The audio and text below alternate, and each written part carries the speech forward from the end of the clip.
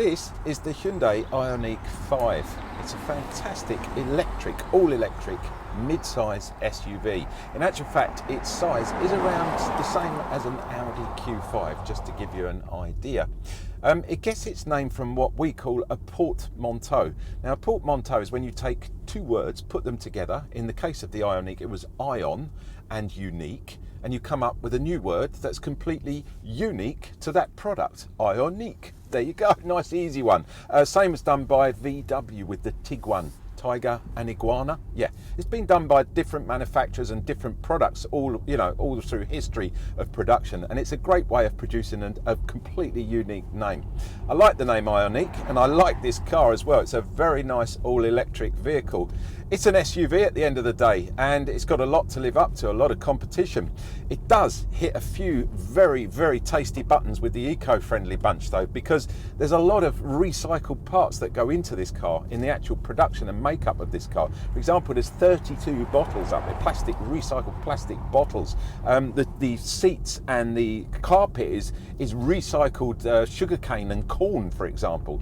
I have no idea how they do that, but that's what I've been told. And the paints on these cars are totally biodegradable. So it's really like ticking the eco-friendly boxes because it's all electric as well. It was launched back in 2021, so it's relatively new to the electric stable. The only other car that we've reviewed is the ioniq-6, and that's a saloon version of this car. So that's the four-door saloon. If you want to watch that, as the other all-electric Ioniq, click up here now and you can watch that. We did that a few weeks ago. Anyway, enough waffle. Let's cut to the chase. I'm AJ, you're watching me on the Player YouTube channel. If you've never watched us before, then please feel free to watch the next minute and a half and see what we actually do, because we don't just do car reviews, by the way. And then after that, I'll crack straight on with the review of the latest Hyundai ioniq5. This is how a car should sound. Listen to this.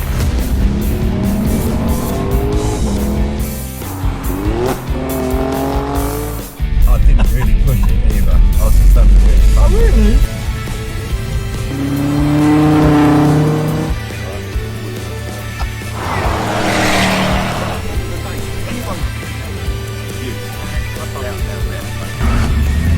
Wheel spring?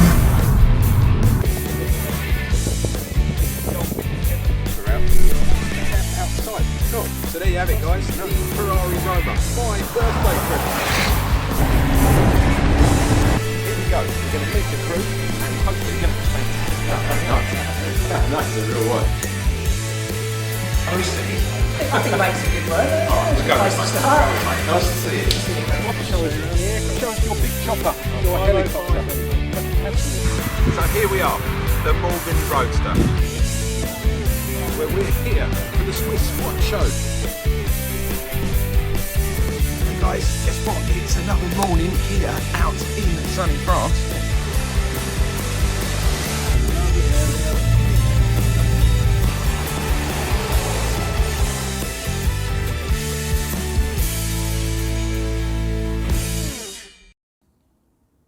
So, Hyundai ioniq-5s come in 3 different trim levels. Your entry-level car is known as the Premium, and that will set you back from 43,000 UK pounds.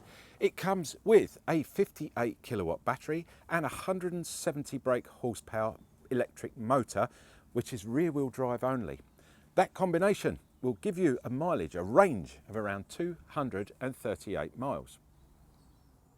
Mid-range Hyundai ioniq-5s will cost you around about 50,000, and they are called the Ultimate.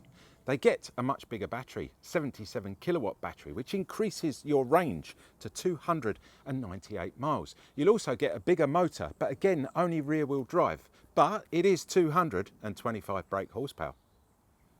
Top of the range or kitchen sink level Hyundai ioniq-5s are known as Namsan Editions, and they will set you back from 54,000 UK pounds, but you get a lot of bang for your buck with this car. Straight up, you do get the same battery as the Ultimate, so it's a 77 kilowatt battery, but it will be mated up to 2 motors, front and rear, which will give you all-wheel drive. That's brilliant in itself. But when I tell you those two motors combined at 320 brake horsepower will propel you from 0 to 60 in under 5 seconds. Now, because of that and having two motors, you will lose a little bit on your range. You're going to be knocked back to around 250 miles of range. But I think at the end of the day, if you want to go for the all singing, all dancing, that kitchen sink level, and you can afford it, it's got to be worth it. Entry-level or premium cars, as they're known, come with a number of nice bits and pieces that on some other manufacturers they would charge you extra. First up, you will get a cluster LED at the front here. Lovely design on this, little squares with the lights. You've got the running lights in there, you've got your dip beam, full beam, you've got your fog light and your indicator. All LED, all really, really smart. Round at the side here, 19-inch alloys, guys. Yes, 19s, and these are the real ones as well. They're not plastic like some of the manufacturers have been fitting on some of these electronic cars. I much prefer the proper size and the proper weight in that wheel. You get fold-in mirrors. Brilliant if you're going parking, if you've got to park the car up, it keeps it nice and safe, or if you're going in a car wash, or just generally just keeping them out the way when you shut the door, or when you lock the car up. They also heat up during the winter. That's rather handy as well, isn't it? Round at the back you get the privacy glass all the way round included. That's entry-level car, guys. Thought I'd mention that again. You will also get the LED clusters at the back, which are really, really lovely. I love those lights, big cluster lights round at the back. And if that wasn't enough, you're going to get an electronic assisted tail lift as well.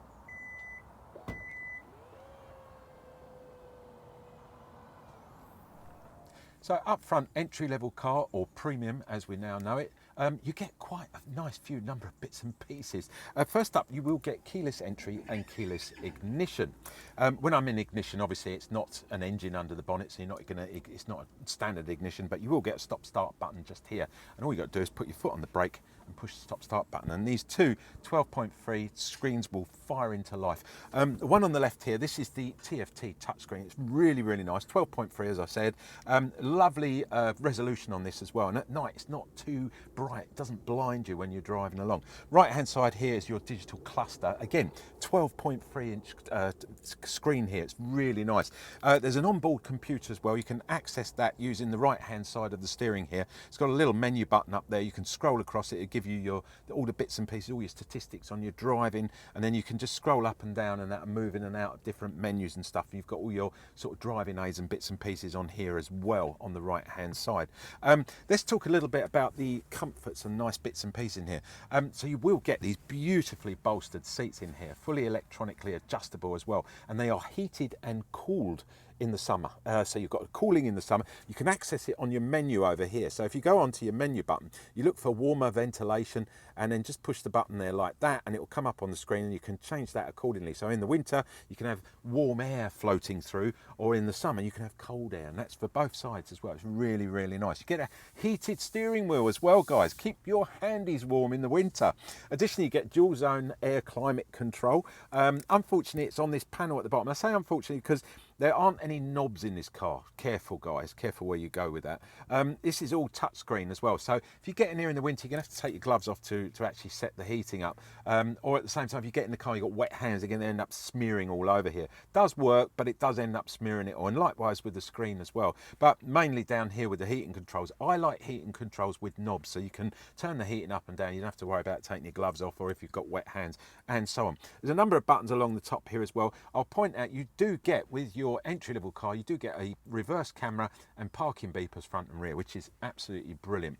That's quite a nice link actually into our safety, what you actually get safety-wise with the car. So you get cruise control as standard, you get lane keeping and distance control, you'll also get a speed limiter, you get a tyre pressure monitor, and you'll get a fatigue monitor, so it'll let you know when you need to stop and take a break because you've been driving too long. One other thing which I think is highly essential in today's modern driving is the blind spot mirrors, and you get those with the entry-level car as well. Now, when it comes to fun and entertainment with this car, you will get sat-nav and you will get a DAB radio, but it doesn't just stop there. You get Bluetooth connectivity, and you can also wire your car up for Android mirroring and also for Apple Play as well. So you can have all your tunes running through here, get a decent sound system. Entry-level cars get a very good sound system. As far as charging and bits like that, you've got USBs, 12-volt adapters, 2 more USBs in here as well. It really is, everything is here, and I think value for money on an entry-level car of this nature really does nail it. Well done, Hyundai. I think you have to agree with me, it's a good looking car, whatever angle you look at this, especially round at the back here. Very futuristic, you know, thinking ahead of its time, design, no fake vents anywhere. Well, obviously it's an electric car, it's not going to have any, you know, rear fakey vents to show off exhausts. But I just generally really like the design of the car. One of the biggest things that Hyundai have worked on this is the drag coefficiency of this car. And you notice it a lot in the aerodynamics and the styling. So you've got this huge spoiler running across the top here, but behind it are a couple of vents, and that allows the air to duck in underneath that spoiler, and it gets channeled down here. There's nothing in the way to stop it either.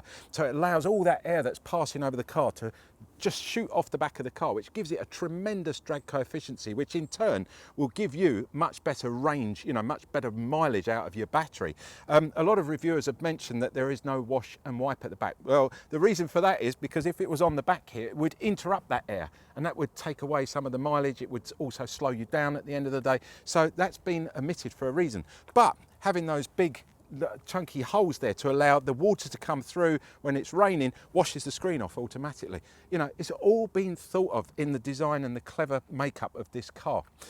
There's a lovely LED brake light across there. You've got the LED clusters inside here. Again, really nice design. Lots of little cubes everywhere. I like that. You can hardly see that they are actually lights. Big ioniq badge in the middle there. Not sure about that. I might have moved that. I might not want it on the back there. One thing you do get on this car is an electronically assisted tail lift, even on the entry-level car. You've got that privacy glass as well. I forgot to mention that. Inside here, 531 litres of boot space, but you've got the roller blind parcel shelf as well. 531 litres in there. Parcel shelf, that is a problem because I always forgive them. I hate them anyway. You can, you know, they get them out quite easily with one hand, and they're really nicely made, especially this one. It's you know, it's a proper one. But if you can put them underneath or move them out the way, that would be great. But on this occasion, you can't. There is no way you can put this. So you're just going to have to sort of just drop it in there like that, or it ends up on your passenger's seat. You know, it's a real nightmare. And you probably think, well, AJ, you know, you're making a big mountain out of a molehill here because, what, you know, can't you just leave it at home? Well, yeah, you can. You can just leave it at home because when you do get, you know, say you're driving, you're taking the dogs out or whatever, you've got a couple of bikes going in the back here, you're not going to want to be carrying this around. But why pay for it in the first place? Do we really need them, is my question at the end of the day.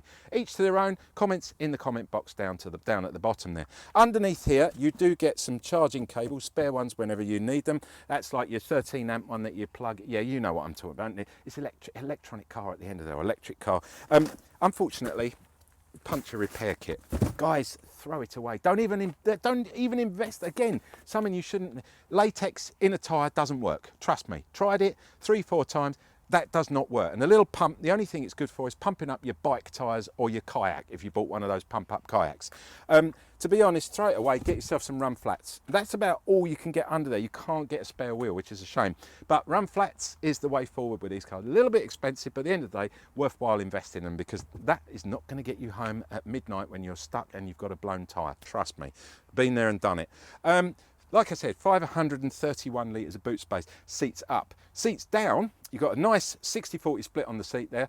Seats down, 1,600 litres. Huge. Easy get 2 bikes in here. Easy get about 10 cases of luggage in here with the seats down, obviously. In the back here, again, no, plenty of room. But no 12-volt adapter, nowhere to hang your shopping from. Come on, I mean, Hyundai, this is the top of the range car I've got here, and there's nothing, you know, nothing like a 12, you need a 12-volt adapter in the back. At the end of the day, little things like that, to me, that's sort of penny pinching at the end of the day. However, it's a good space, and it's a reasonable load height. If you look, it's quite high here, but you're still going to have to get up here. But the good thing is there's no load lip on there. It's quite flat, so it goes straight the way through. The other thing I noticed on the design side, which in my opinion, again, is a bit of a faux pas, in order to put the seats down, I was expecting to have a lever here or somewhere. I could pull the lever and the seats would pop down. No, you literally have to walk round to the rear doors, open the doors and put the seats down using the lever at the bottom of the seat. Again, I think, you know, judging it and comparing it to other cars, that could have been just a simple pull down lever. No ski hatch either. But you do get the split, so you can put one seat down and leave the other one up. But I've liked to have seen a ski hatch in there, you know, or whatever hatch you call. We call it a B&Q hatch over here in the UK, a DIY hatch, which in the middle means you can throw in loads of wood and it will go all the way the length of the car and you don't have to put the seats down. Unfortunately, no ski hatch, no DIY hatch. But all in all, nice large loading space. It's practical, it is family friendly at the end of the day. And if I'm honest with you, 530 litres, that's big. So at the end of the day, what's it like to drive? It's really good. I thought being a bigger car, being a heavyweight car, I thought I was going to end up with a lot of wallow, a lot of body roll, and I thought it was going to be very difficult to actually come to terms with driving this about, especially on little B roads like this where we are today. It is a big car, but it doesn't feel like a big car. It drives like a much smaller car, more of a smaller SUV, and it really is responsive as well. Of course, it's an electric car. There are no gears. You've got regen on the paddles, by the way, just to let you know. Regen, basically, you can pump that paddle up. So the more you pump it up like that, and then the car will almost stop itself because it's putting all that kinetic energy back into the battery. So you've got regen on your paddles there. You've got the bigger wheels on this car. You've got a lot of extra bits and pieces because we are driving the 50,000 ultimate vehicle, the mid-range car. But nonetheless, even on that entry-level car, you do get a lot of bang for your buck. Not a lot of different, for what I'm actually sitting here. However, this car gets the 77 kilowatt battery, gets the longer range. So this is the rear-wheel drive, and we're getting supposedly around about 298 miles. I must say, we are currently travelling at 3.6 miles to the kilowatt, which is pretty good. Give you an idea, average is around about 3 to 3.5, so it's just above average there. If you jump into a Tesla, it averages around about 4, just to let you know. But 3.6 is more than adequate. Give you an idea, it's around about 120 to 125 miles to the gallon. There you go. That's worth thinking about. But do remember, I did mention on the charging section, it is 84 pence a kilowatt here in the UK at the moment, which is quite expensive. So you need to invest in your home charger. See if you can get the bigger one, the 11 kilowatt one, and it will charge this up in just a few hours overnight, not even overnight. You can put it on, say, a dual tariff. You've got a dual electric tariff from about midnight through to 7 a.m. in the morning. Just set it up to charge then. You can actually set the computer to charge then. So when you get back, you plug it in, and then at midnight it will start charging you on that cheaper tariff. So it will drop down to around about 16 to 18 pence per kilowatt. That's more like it. But out on the road driving it, you've got to remember that you're going to pay a premium for that. One thing where Hyundai and Genesis and Kia, because they're all part of the same group, where they score, you do get some really good safety items, good bang for your buck when it comes to the safety on this car. This particular car, the Ultimate, we've got the blind spot mirrors, you've got the cruise control, the lane keeping, the distance control, lane departure, you've got all of that as included. But there again, I think for a £50,000 UK pounds car, I would expect all that to be included as well. But at the end of the day, what's it like to drive? How much fun is it? Is it, does it make the whiskers on the back of my neck stand up? Whiskers, the hairs on the back of my neck. Well, yeah, it does to an extent. You've got to remember, this is the SUV. It's Hyundai's electric SUV. It's a family orientated car, but yeah, you can have some fun in it. I can tell you that. It's quite responsive, and I quite enjoy driving it. And at the end of the day, I think that's what matters. The sound system in this car is absolutely brilliant. I love the heated seats. Well, they're not actually heated. If you go onto your TFT touchscreen here and you go into the ventilation section, these are actually air vented, and that means during the summer when it gets hot, you can cool your bottom because it has a cooling function as well down here. So you can set this up to either cool your posterior or warm your posterior, and you get both his and hers and his and whatever, whichever way you do it. Both seats up front get that facility. I find using the TFT touchscreen very easy. It's really nice. The only problem is, if I now want to go back to the home, I have to lean forward to push the button. It's just a little bugbear with me with TFT touchscreens having to move. I'd like it so it's just a little bit more, my arms aren't that short, just to mention that. You might be saying, well, AJ, your arms are really short, you need to grow longer arms. I just feel it could be a little bit closer, but that's the way my seat is set up at the moment. Maybe I sit too far back, who knows. Plenty of scope with your steering on that subject. Nice little link there. You will be able to manipulate this into any position you want. With the all-electric seat at the front here, you can get that in just the right position. I think overall, driving this car for the last couple of weeks It's been doing what it says on the tin. It says 129 miles of range. You get 129 miles of range. I like that, gives me confidence in the product, in the car itself. Charging, I was very surprised with, really super quick, thoroughly, enjoyed my cup of coffee while I did that. It made a pleasant change, because sometimes that can take a little bit longer than you think. I think with the 77 kilowatt battery, rear wheel drive, mid-range car, the ultimate, definitely ticking my boxes, guys. Give one a test drive.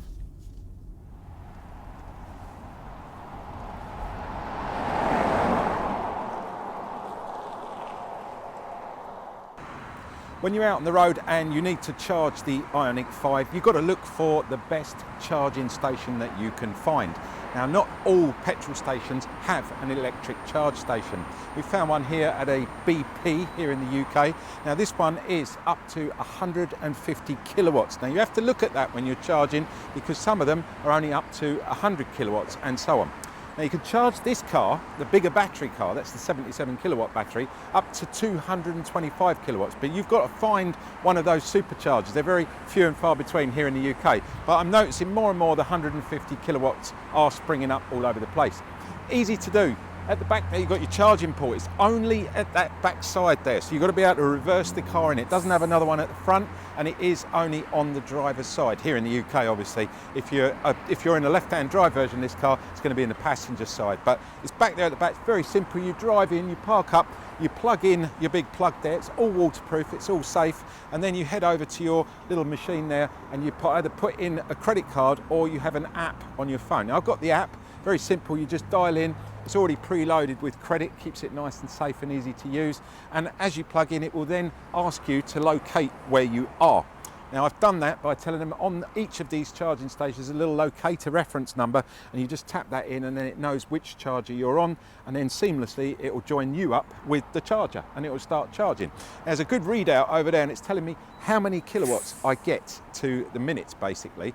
So an average time for one of these cars, if you've got the 55 kilowatt battery, that's the entry level battery, it's going to take around 17 to 20 minutes to give you 10 to 80%, which isn't bad at all. On your long range battery, obviously, but I should mention on the 55 kilowatt battery, you can't charge any more than 100 kilowatts. So it does limit you in the time because it's a short range battery. The better battery, the 77 kilowatt battery, you can charge up to that 225 kilowatts. And that in itself means you can do it exactly the same time, but you'll get 10 to 80% of a 77 kilowatt battery. That gives you that extra mileage. If you do all the math on that and work it all out, you'll see where I'm going with it. But either way, the biggest problem of all, when you get to these chargers, they might say they'll give up to whatever they say. So this one says it will give up to 150 kilowatts. I'm just going to have a check now. I'm currently getting 19 kilowatts.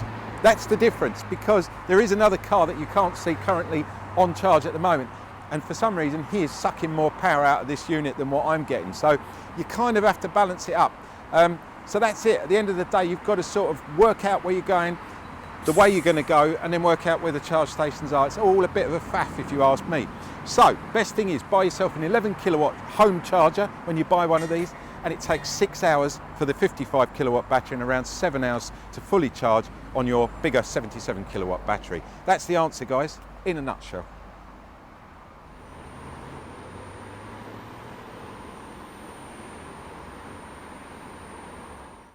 So there you have it, guys, the Hyundai ioniq5. What did I think of it? Well, if you're in the market for an electric, all-electric car, I think you really need to get down to a Hyundai sales room and give one a test drive. Get out on the road on one, have a good feel of it, see the versatility that's in this car, see the family friendliness in this car, but at the same time, you can have a lot of fun using that awesome electric power that comes with this car, especially if you get the dual motor version of this car. It is simply phenomenal. It's breathtaking in almost actual fact. I think it's a good looking car, but you know, at the end of the day, you need to drive it to feel it and to understand it and work out whether an electric car is for you or not. But this would definitely be in my top 3 electric cars for road testing. There you go. I'd like to mention the warranty that this car gets, because I think that's very, very important these days. And Hyundai give an award-winning warranty with all their cars. So it starts with a 5-year unlimited mileage warranty with the car. Secondly, you will get an 8-year or 100,000 mile battery warranty. Now this is hugely important when you're buying an electric car, especially if you're going to sell on the car after say 3 or 4 years. You want to be able to transfer over a warranty that covers that battery for another 3 or 4 years. And you will get that with the Hyundai warranty, which is brilliant. You get a 12-year anti-perforation warranty for any rusty bits underneath. Not that I think you'll ever get those. You get a 5-year paintwork warranty as well, and you will get 2 years full roadside assistance as you drive off the forecourt. Simply stunning at the end of the day, and that's what I think Hyundai tick the boxes when it comes to the warranty, the family friendliness, and the actual design and build of these cars. Phenomenal. I've thoroughly enjoyed driving this car, and as I say, get down, give one a test drive. I think you're going to agree with me. Guys, you've been watching me, AJ, on the Player YouTube channel. Thank you for watching, first up. Secondly, don't forget, like, subscribe and comment. Comment box down below if you've bought one of these cars, you're thinking of buying one, or you've got any questions or want to give us a little bit more information about the car, which would be really, really handy, then use the comment box down below and one of the team will get back to you in due course, or you might get someone else who's watching this who'd like to comment back, and then we create a conversation about the Hyundai ioniq5 between us, which is very, very nice indeed. Secondly, don't forget there's a subscribe button down there. We don't just do car reviews. You saw that at the beginning of this video. We do a ton of other stuff. Now, if you want to keep up with us and see what else we're on, then leave the bell sign unchecked and subscribe, and then you'll get regular updates down there. Lastly, but by no means least, I can ask you one big favour, and I'll return it with an even bigger favour. That's a promise. So hear me out for the next few seconds. If you could give us a thumbs up, I'd really appreciate it. We don't get paid any extra. We don't get any bonuses or anything like that, but we do get a pat on the back from the bosses and the sponsors for the whole team, not just me. So that's, you know, the guys who are running the cameras, the sound, the editing team, all of us. We do get a nice pat on the back saying job well done. Keeps all of us in a job at the end of the day. So the thumbs up, if you could do that, I'd really appreciate it. I said you get something in return. Okay, so you saw we are not just a YouTube channel. We are much bigger. We are the Player. Now, the Player is also an online and physical men's bookazine. A bookazine is a hardback magazine that comes out on the frequency of a magazine. So it's got a hardback cover. There we go. I'm going to hold one up now so you can see it. There you can see the Player there. That has inside 220 pages of absolutely everything us guys love. Everything that we can think of. Cars, boats, motorcycles, quads, jet skis, interviews, holidays, golf, food, you name it. 220 pages of everything that, you know, you and I would love to read about. Now, you can have the online version of that. I can't give you the big main book. They cost 100 UK pounds each, and the bosses would go absolutely crazy if I started giving those away. You can subscribe to those as well if you want to get yourself one of those books and have it delivered to you. They come out every 3 months. Same, is exactly the same as the online version. I'm sure you'd much prefer the online version for free because you watch me, AJ, on the Player YouTube channel. So head over to www.theplayer.co.uk. Hang on, here we go. Editor, please bring it in now and put it down here somewhere. I'll leave it up for a few seconds so you can memorize that. Head over there. All you need is an email and your name. That's it. You know, at the end of the day, you can download it and read it at your leisure, or you can actually thumb through the pages using your mouse, your finger, whatever, you know, whatever you're using, and zoom in and zoom out and read all those articles. Every 3 months, it's all yours, completely free of charge. Thanks for watching, guys. Thanks for our little, well, thank you to Hyundai for loaning us one of these cars and showing me exactly how good the ioniq5 is. And I definitely, as I say one more time, get down, give one a test drive. Simply brilliant. I'll catch you next week with something different, equally, hopefully as good as the ioniq5.